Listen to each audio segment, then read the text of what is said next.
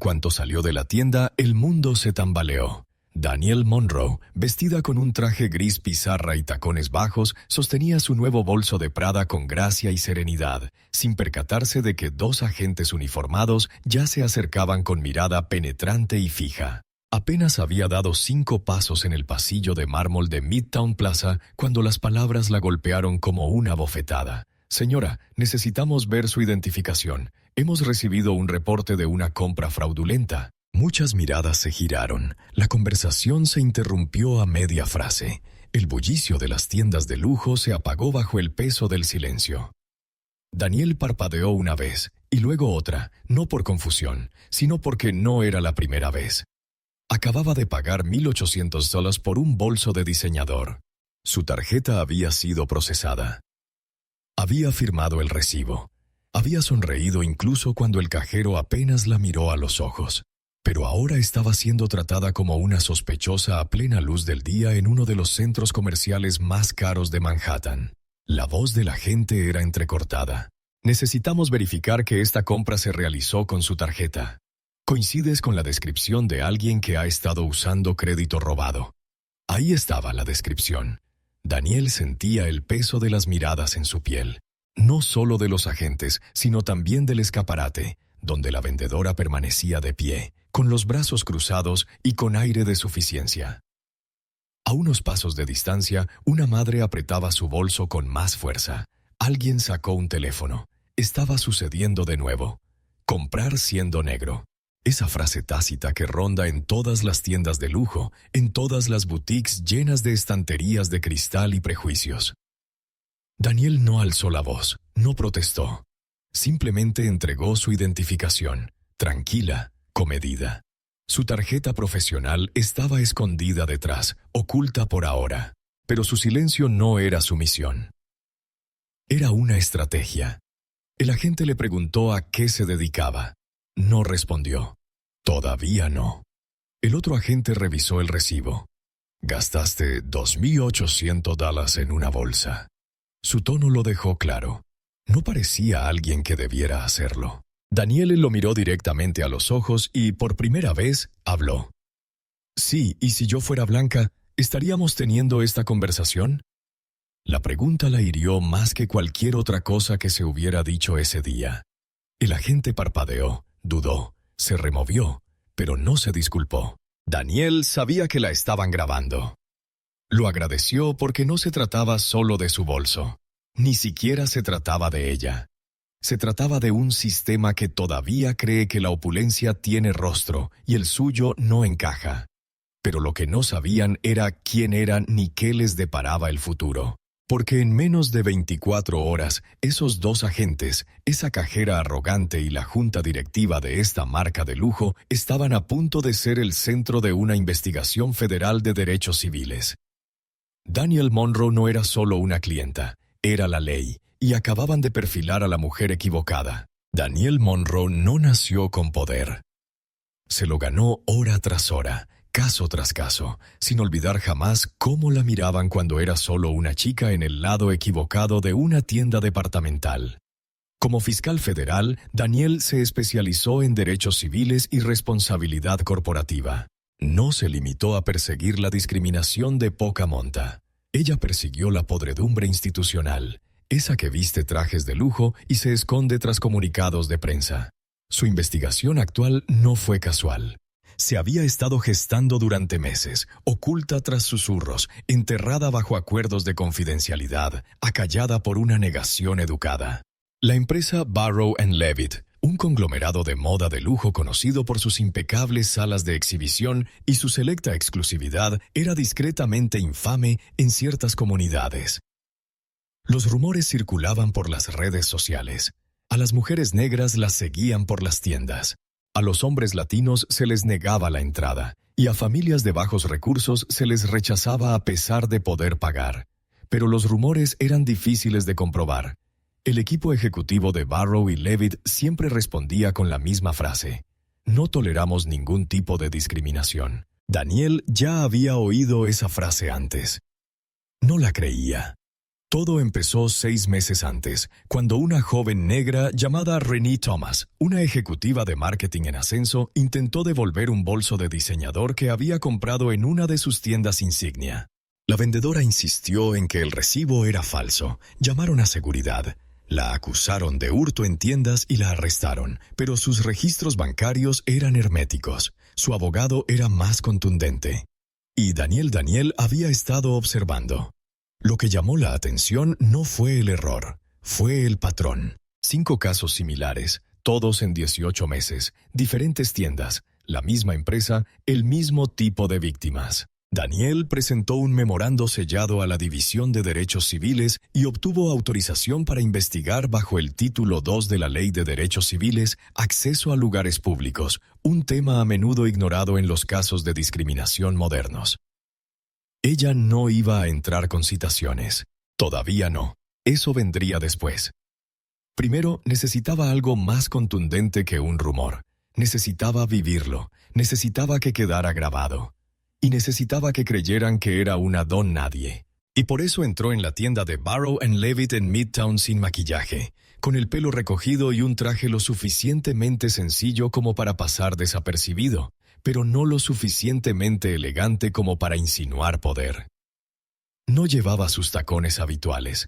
No llevaba su teléfono del trabajo. El único accesorio era una discreta grabadora de audio sujeta en la solapa y un compañero de vigilancia aprobado por el Departamento de Justicia, colocado discretamente al otro lado del atrio. Al pisar el suelo brillante, el aroma a cuero y perfume la invadió como una ola. El ambiente era de juicio sereno. La recibieron no con palabras, sino con una mirada. De esas miradas que se demoran un segundo más de la cuenta. De esas que calculan. De esas que ya han decidido qué clase de mujer debe ser. Se deslizó hacia la pared de bolsos. Prada, Saint Laurent by Gabbana, filas y filas de lujo, cuidadosamente seleccionadas para anunciar su llegada. Una joven vendedora se acercó. Sonrió. No lo hizo. ¿Puedo ayudarle?, preguntó, mirando al guardia de seguridad junto a la puerta. Daniel asintió cortésmente. Busco algo clásico, estructurado, tal vez de cuero negro. El empleado no se movió. Esos empiezan en $2,500. La expresión de Daniel permaneció inmóvil. Está bien. Hubo una pausa. Luego se giró lentamente y la condujo a un lado, pasando los expositores iluminados a un rincón tranquilo donde estaban los artículos menos deseados. Son de la temporada pasada, dijo casi disculpándose. Daniel no mordió el anzuelo. Me gustaría ver el bolso de piel safiano negra. ¿El de la pared principal? Dudó. Esa pieza está reservada. Ella lo miró a los ojos, sin etiqueta, sin asa. Él parpadeó. Ella lo había descubierto. Lo recuperó a regañadientes, dejándolo sobre el mostrador con un deje de desafío. Daniel la examinó con indiferencia clínica. Me la llevo. Ahora venía la verdadera prueba. Observó su rostro mientras sacaba una tarjeta platino. Él la miró, luego a ella y luego volvió a la tarjeta. Necesito ver la identificación, dijo rápidamente. Daniel arqueó una ceja. ¿Esa es la política de la tienda?, preguntó torpemente. Solo para compras de alto valor. La mujer que la precedía acababa de salir con 2 bolsos y nadie le preguntó. Daniel lo vio, no dijo nada, solo le entregó su licencia. La miró fijamente más de lo necesario. La transacción se procesó y se imprimió el recibo. Gracias por comprar con nosotros, dijo, pero sus palabras destilaban hipocresía. Daniel tomó el bolso y se giró. Lo sintió antes de que sucediera, el cambio de aire, la tensión a sus espaldas. No miró atrás, pero el vendedor ya estaba tomando el teléfono. Su compañero del Departamento de Justicia, al otro lado del atrio, le envió un mensaje de texto con una sola palabra: seguridad. Y así la trampa se había activado. Afuera de la tienda apenas había avanzado 3 metros cuando 2 agentes la interceptaron. Ya estaban informados, con una historia a medias de un gerente, con suficiente lenguaje codificado como para generar sospechas sin pruebas. Comportamiento sospechoso, posible discrepancia en la tarjeta, se negaron a mostrar identificación. Todo mentiras, pero lo suficientemente creíbles como para obtener una respuesta. Porque cuando una mujer negra gasta mucho en un lugar donde no debería, el sistema suele creerse la mentira primero. Daniel dejó que pasara.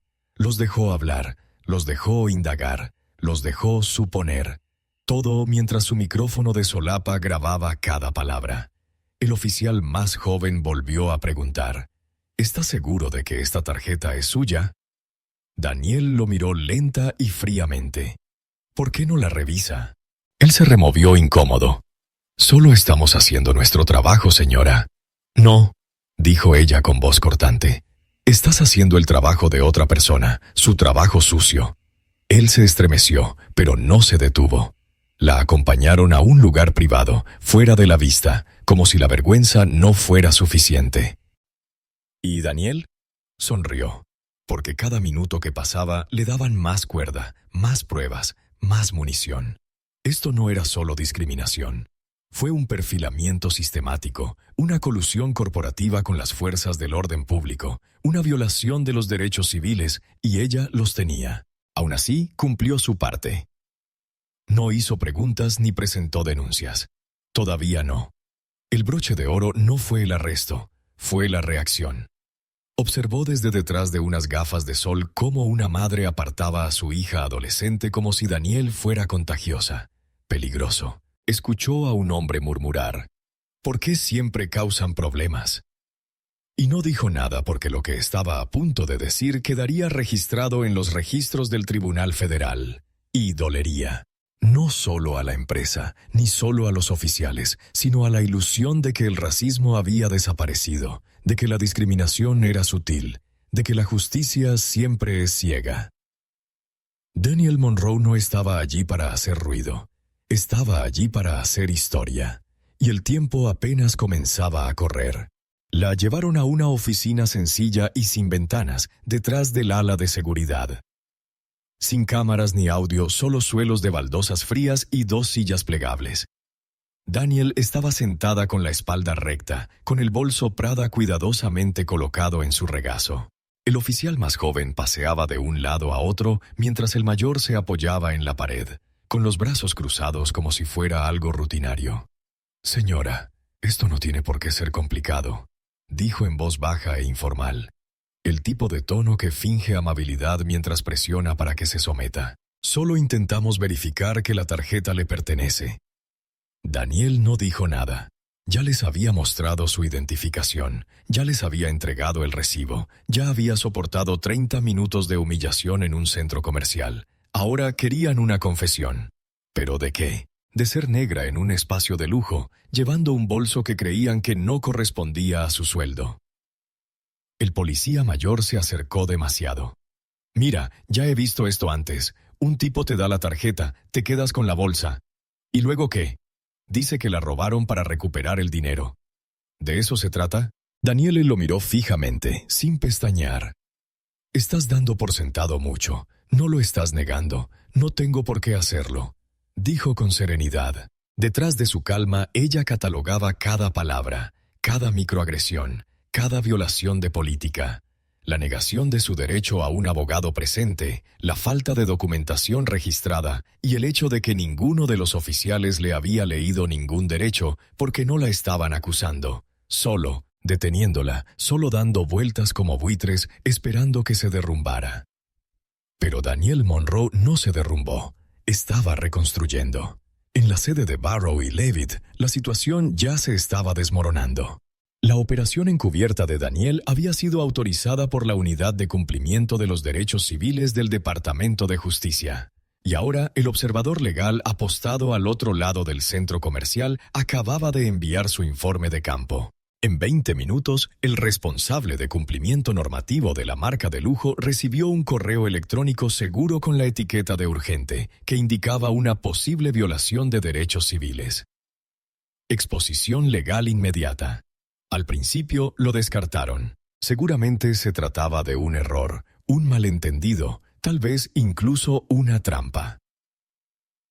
Entonces leyeron el nombre. Danielle Monroe Scrone, fiscal federal adjunta, Distrito Federal de Nueva York. El agente de cumplimiento casi deja caer el teléfono. Llamó a la tienda inmediatamente. ¿Sabe quién es?, le espetó al gerente. ¿Se da cuenta de lo que ha hecho?, tartamudeó el gerente. Pensamos que era sospechosa. Su comportamiento. Compró una bolsa con su propio dinero y usted llamó a la policía. Silencio. Prepare una declaración, ordenó el equipo legal, y reza para que no lo haga público. Pero ya era demasiado tarde para rezar. De vuelta en el centro comercial, una adolescente llamada Eva había estado transmitiendo en vivo desde que comenzó el enfrentamiento. Su video decía: acusan a una mujer negra de robar después de comprar un bolso de Prada. Comprar mientras soy negra ya superaba las 500,000 visualizaciones en TikTok. Los comentarios llovieron. Esto es repugnante. No hizo nada malo. Apuesto a que no detendrían a una mujer blanca con el mismo bolso. Parece abogada o algo así. La cagaron. Y entonces alguien hizo una búsqueda inversa de imágenes. Una captura de pantalla de la cara de Danielle, un perfil de LinkedIn, un titular de un caso de derechos civiles que ella llevó el año pasado. Internet ató cabos y comenzó la polémica. Los medios de comunicación empezaron a contactar a Barrow y Levitt para que comentaran. Los creadores de TikTok republicaron el video con análisis, etiquetas como escape de la discriminación racial, Mur-Sose, discriminación corporativa, escape de los derechos civiles y la etiqueta, ahora viral, si se equivocaron de bolso. Ya no se trataba solo de una bolsa. Se trataba de todas las personas que alguna vez habían sido seguidas en una tienda, cuestionadas en la caja o recelosas por atreverse a gastar dinero siendo negras. El silencio de Danielle se había convertido en un megáfono. Una hora después se abrió la puerta de la sala de interrogatorios. Un hombre alto con una insignia del Departamento de Justicia entró, seguido de una mujer de aspecto severo con un traje azul marino, un bloc de notas y una placa prendida al cinturón. El oficial mayor se puso a la defensiva. ¿Quién es usted? El hombre lo ignoró. Señora Monroe, dijo formalmente. Disculpe la demora, puede retirarse. Danielle se levantó lentamente. Lo sé, dijo. Los agentes se volvieron hacia los oficiales. Acaba de detener ilegalmente a una fiscal federal sin causa, sin Miranda, sin documentación. Estamos abriendo una investigación interna sobre su conducta y la coordinación de la tienda con las fuerzas del orden. El agente más joven. Solo estábamos siguiendo el procedimiento. No había procedimiento, espetó la mujer. Había discriminación, y eso ahora es un asunto federal. Danielle cogió su bolso y los miró a ambos a los ojos. Te lo dije, dijo en voz baja. Este fue tu peor error hoy. Y con eso salió, tranquila, serena. Pero tras ella, los muros de sus carreras ya empezaban a resquebrajarse. La salida de aquella habitación estéril fue silenciosa, pero el silencio no era vacío. Estaba cargado de verdad, de evidencia, de consecuencias. Danielle Monroe no miró atrás, no hacía falta. El verdadero daño ya estaba hecho, no a ella, sino a la ilusión de que estos sistemas podían seguir haciendo lo que siempre habían hecho, discriminar discretamente y salirse con la suya. Ese tiempo había terminado. Menos de 24 horas después, su oficina en el Departamento de Justicia se convirtió en el epicentro de lo que pronto sacudiría el mundo del comercio minorista corporativo.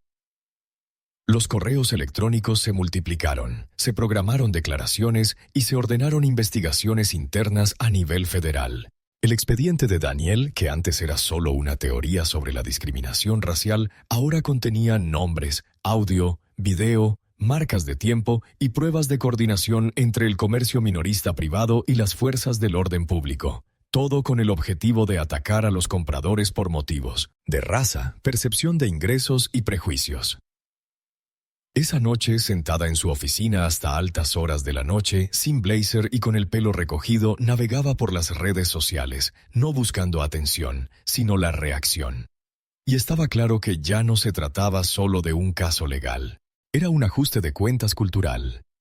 Etiquetas como Hack Justice for Daniel, a perfil racial expuesto y el responsabilidad corporativa dominaban todas las listas de tendencias. Pero las historias más impactantes no estaban en los titulares, estaban en los comentarios. Una mujer escribió: «Me pasó lo mismo en Chicago, pensé que era la única».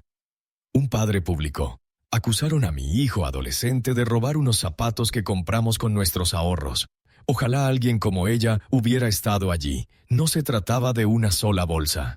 Se trataba de ser visto, de ser escuchado, de ponerle un espejo a una sociedad que todavía finge que la discriminación terminó hace décadas». Daniel envió capturas de pantalla a su enlace de medios del Departamento de Justicia. No necesitaban una campaña de relaciones públicas. La gente lo hacía por ellos. 3 días después, Barrow y Levitt emitieron un comunicado. «Lamentamos profundamente el incidente de la señora Monroe. Estamos revisando nuestras políticas internas y reafirmando nuestro compromiso con la diversidad, la equidad y la inclusión». Daniel sonrió con sorna al leerlo. Era un texto repetitivo, performativo, un escudo construido con palabras de moda. Pero lo que vino después no fue así, porque ya había redactado una denuncia federal bajo los títulos 2 y 6 de la Ley de Derechos Civiles. Y tenía pruebas que respaldaban la discriminación sistémica, no un simple hecho aislado. Eso implicaba no solo multas, sino también capacitación obligatoria, auditorías públicas y rendición de cuentas a nivel de junta directiva. Y entonces llegó el verdadero giro. Daniel no solo quería una victoria legal. Quería una reforma duradera. Así que hizo lo que la mayoría de los fiscales no se atreverían. Ofreció a la empresa la oportunidad de colaborar, no de escapar. Propuso un acuerdo federal vinculante que incluía supervisión plurianual, seguimiento de la diversidad, pruebas de cumplimiento encubiertas e informes públicos trimestrales.